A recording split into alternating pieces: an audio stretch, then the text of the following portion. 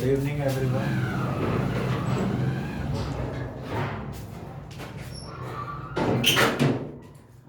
Let us now discuss the same way with the questions of previous year GATE 2012. But we are now discussing about the GATE 2011. Okay, we are going back again.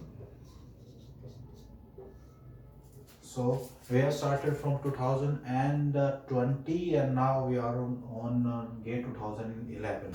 So we have covered a lot of journey.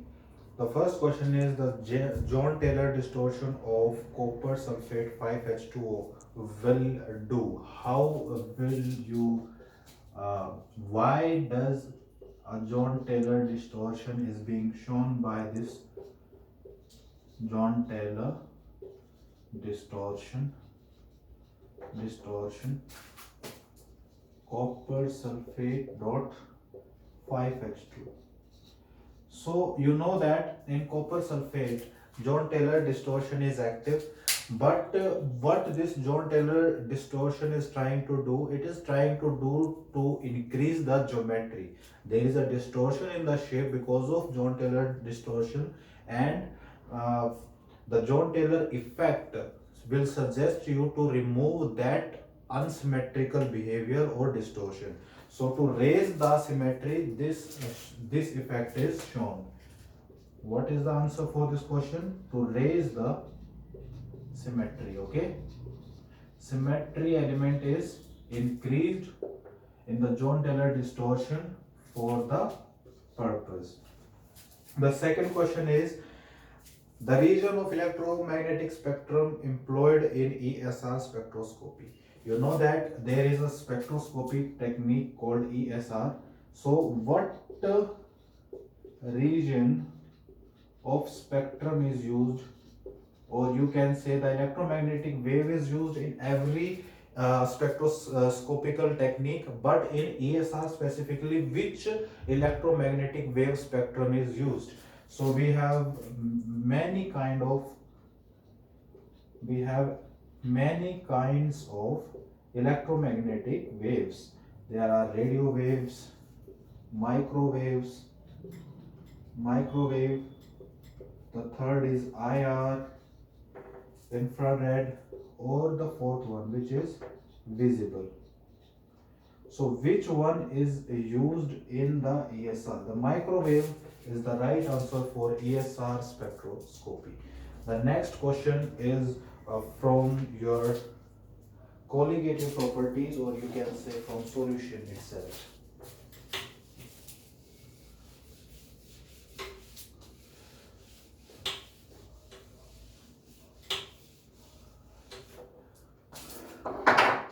So the question says like this: you have given Kf value, you know the depression in freezing point colligative property, where Kf is given as 1.86 and your molarity is 0.01 molar.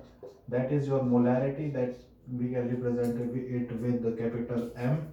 Glucose, this is the non-volatile solute, and in 100 in 1, okay, it is in 1 kg of water. Okay, you need to find out the TF value. You know that the TF is related with these like Kf into molarity, okay, and the molarity can be 1000, number of moles given 0.01, okay, 1000 upon 1 kg, that is also equal to 1000. So Kf value is 1.86 into 0.01, it will be your TF value, delta TF value. Okay, that's a pretty easy kind of a numerical. You have given 3 values, you just have to put them in the suitable formula and you can find out the answer. The next question is one component system. You know, in your equilibrium you have one component, two component systems. In one component system where all the phases all the phases are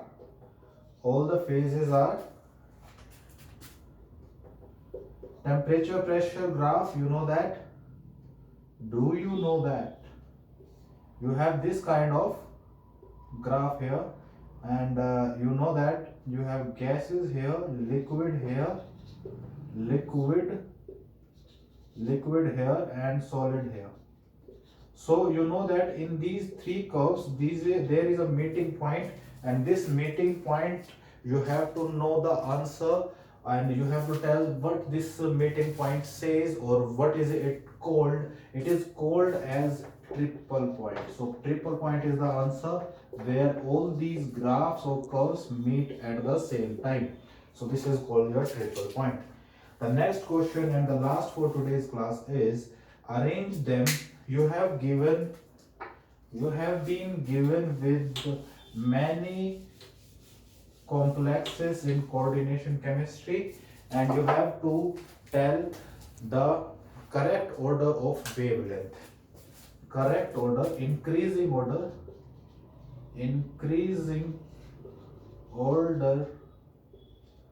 of wavelength.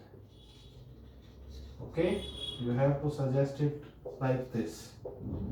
So in the first thing you need to know that is what are that complexes. One is given as ammonia complex, one is given as CrCl6 complex, the third one is given as CrOH2 whole 6, and the next one is Cr cyanide 6 minus 3.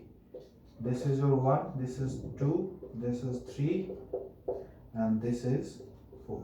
Okay, you have given 4 arrangements, and you have to arrange them in increasing order of the wavelength.